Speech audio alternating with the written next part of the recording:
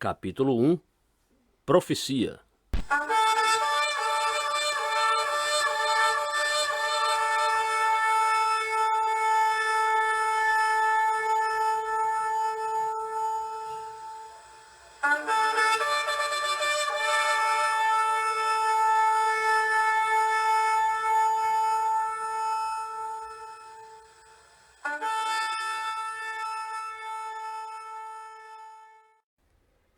Deus certamente desejava que seus seguidores aprendessem a profecia bíblica, porque dedicou a ela quase 30% de sua estrutura.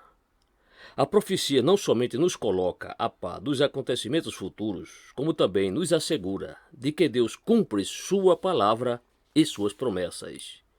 Como exemplo, temos o Antigo Testamento, que assinala mais de 100 profecias sobre a vinda do Messias à Terra.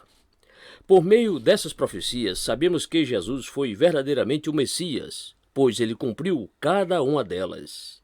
Isto também nos leva a acreditar que os que creem nele podem ter confiança em seu retorno físico à Terra para estabelecer o seu reino, pois ele prometeu que o faria 5 vezes mais frequentemente em comparação com a promessa da sua primeira vinda. Considerando que essa primeira vinda é um fato histórico incontestável, podemos estar pelo menos 5 vezes mais seguros de que ele virá a segunda vez. Profecia para novos convertidos. Outra razão que nos leva a saber que Deus deseja que os cristãos estudem e compreendam a profecia é que um dos primeiros livros escritos do Novo Testamento foi 1 Tessalonicenses, uma carta de Paulo plena de ensino sobre os eventos dos tempos finais. Cada capítulo contém uma referência à segunda vinda de Jesus Cristo.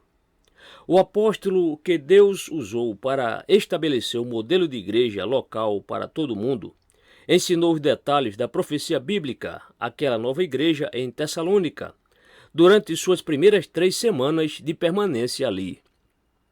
Sabemos disso porque ele foi expulso da cidade antes do 4º sábado. Não obstante, este fato, mesmo uma leitura superficial da epístola, mostra que ele falou livremente acerca da segunda vinda, do arrebatamento, do anticristo, da ira vindoura e de outros eventos futuros. São estes exatamente os assuntos que consideraremos neste livro. Profecia não é tão difícil.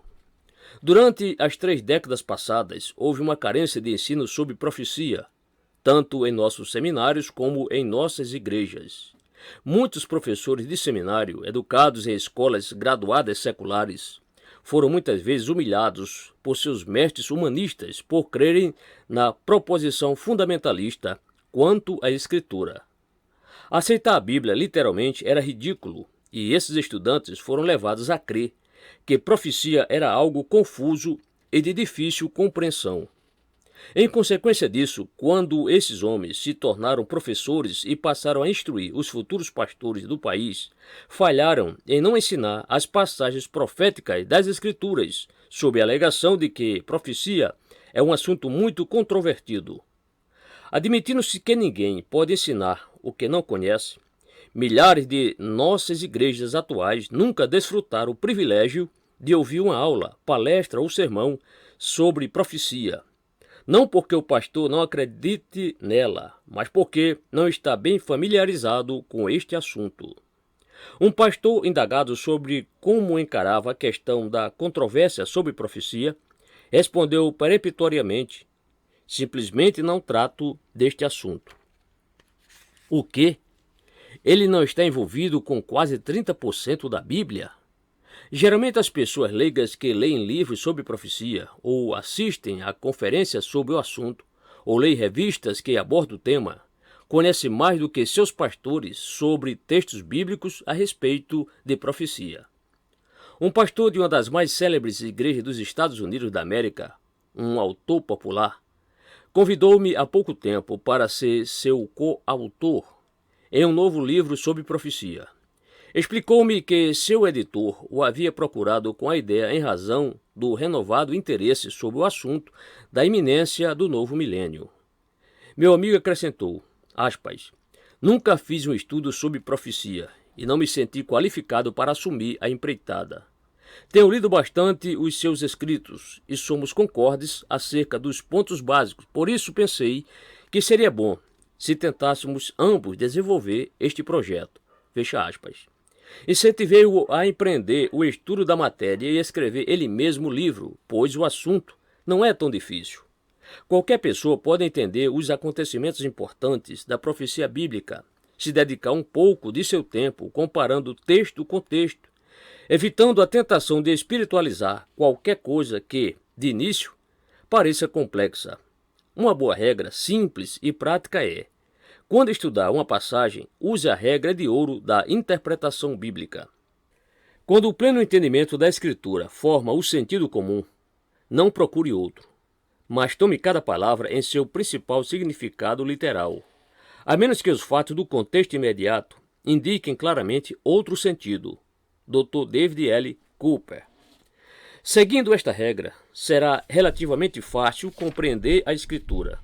Desconhecendo-a ou desprezando-a, incidiremos sempre em erro. Isso é particularmente verdadeiro em relação aos textos proféticos da Bíblia. Em anos recentes, diversos professores concluíram que a profecia deveria, de preferência, ser interpretada simbolicamente. Como resultado disso, muitos ensinos conflitantes causaram tal confusão à igreja que muitos passaram a evitar o assunto, apesar de, em o fazerem, abandonar uma parte importante da palavra de Deus. Após falar sobre a segunda vinda de Cristo em igrejas ou em conferências sobre este assunto, não é incomum as pessoas se manifestarem, dizendo que nunca ouviram uma única mensagem sobre a segunda vinda do Senhor no período de 25 anos ou mais. Um pastor escreveu-me para dizer que se sentia culpado por nunca haver pregado um só sermão sobre o retorno de Jesus. Disse ele, aspas, estou dedicando-me agora a Deus, estudando e pregando mais sobre profecia. Fecha aspas. Se ele o fizer, sua igreja será vivificada e a frequência aos cultos aumentará. Não há assunto mais desafiador e motivador na Bíblia do que o estudo profético. Os efeitos históricos da profecia. Ensinada apropriadamente, a profecia enfatiza o retorno iminente de Cristo, isto é, que ele poderá vir a qualquer momento. Esta tem provado ser uma das forças espiritualmente mais motivadoras na história da igreja. Primeiro, ela tem desafiado os crentes a viverem piedosamente em tempos de impiedade. Segundo, ela tem apresentado aos cristãos um desafio maior. E, terceiro, ela tem levado a igreja a tornar-se mais voltada para a obra missionária, conscientizando-a do dever de cumprir a grande comissão antes que Cristo retorne. Os 4 eventos centrais da história. Cada um desses eventos mais significativos da história assinalou o fim de uma era. 3 já aconteceram, o 4º está ainda por acontecer. Todos esses acontecimentos envolvem conflitos titânicos entre Deus e Satanás, ambos tentando atrair para si a devoção do gênero humano. O 4º e último evento central é a segunda vinda de Cristo a este planeta. A criação.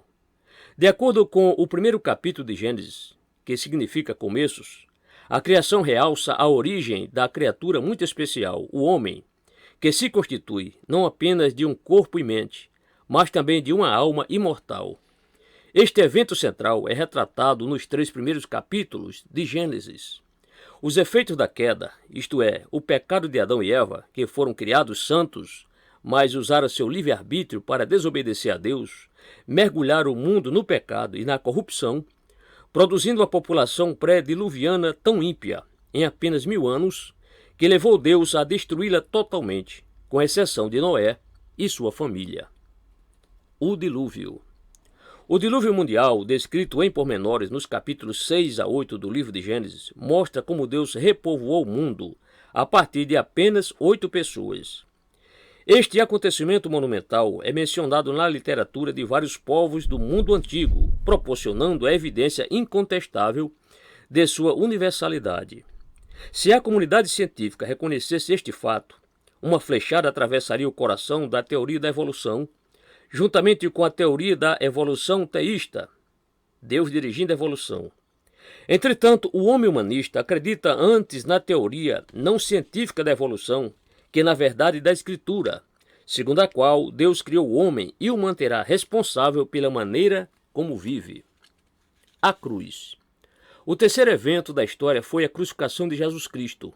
A cruz, como símbolo, inclui o nascimento virginal de Jesus em cumprimento profético, sua vida sem pecado, seu sacrifício, morte e ressurreição.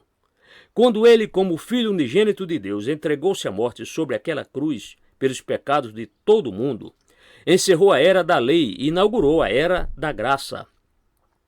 Daquele tempo em diante, os indivíduos têm sido salvos eternamente por meio da fé, mediante o arrependimento de seus pecados e rendição a Cristo. Eis porque ela é chamada Era da Graça, que culminará com o próximo evento central, a segunda vinda de Cristo. O retorno de Jesus Cristo à Terra e os seus muitos acontecimentos menores, conducentes e subjacentes a ele, é o que compõe fundamentalmente a profecia. Será, inegavelmente, o maior dos acontecimentos futuros a desenrolar-se em todo o universo. Nenhuma religião, cultura ou literatura oferece tal conceito sublime dos eventos futuros que se projeta em direção a uma eternidade ainda melhor.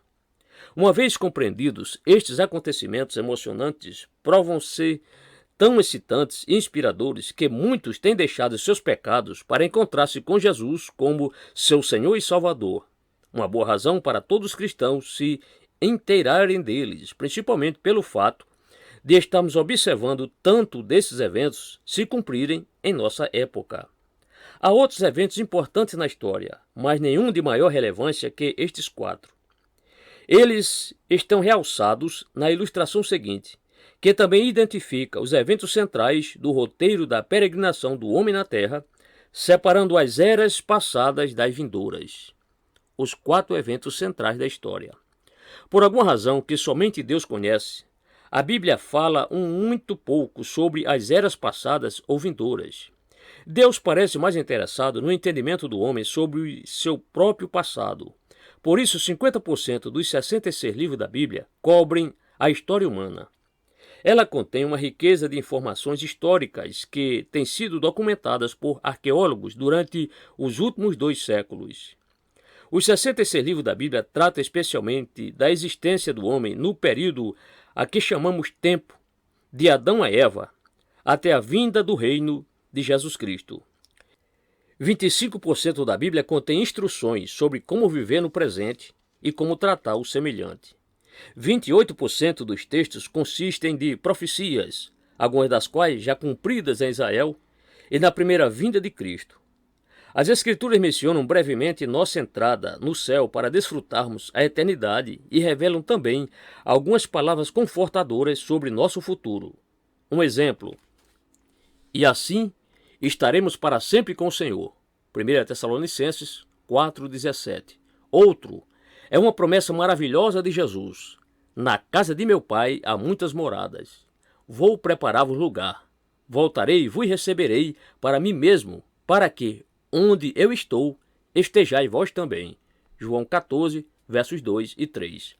Ao mesmo tempo em que a Bíblia se refere apenas às eras eternas passadas, ela proporciona muitos pormenores a respeito de conflitos de eras, incluindo a rebelião de Satanás, sua tentativa de enganar o homem acerca de Deus, eternidade e como o mundo marchará para o auge de uma era milenar de paz. É realmente uma bonita história do gênero humano, de Adão a Cristo, o segundo Adão, ou homem perfeito, que morreu para expiar os pecados do primeiro Adão. O livro que o leitor tem em mãos trata basicamente do maravilhoso plano de Deus para os eventos futuros do homem em relação à Terra antes dessa era de paz. Fracassar no entendimento do plano de Deus desde a vinda do primeiro Adão até a segunda vinda de Cristo para estabelecer seu reino o manterá desinformado acerca das respostas às grandes perguntas filosóficas da vida. Por que estou aqui? Para onde estou indo? Como chegar lá? Somente um estudo sobre profecia responde adequadamente a todas estas questões. O roteiro básico da história humana anteriormente desenvolvido será usado ao longo deste livro para introduzir as muitas passagens proféticas que fornecem os pormenores do futuro. É muito útil relacionar todos os ensinos proféticos a este roteiro. A época da igreja atual. Jesus não somente prometeu a seus seguidores que viria novamente a este mundo para levá-los para a casa de seu Pai, João 14, versos 1 a 3, ele prometeu que edificaria a sua igreja, e as portas do inferno não prevaleceriam contra ela, Mateus 16, 18. Ele edificou esta igreja por meio do ministério do Espírito Santo, operando em seus apóstolos e naqueles que se tornaram crentes.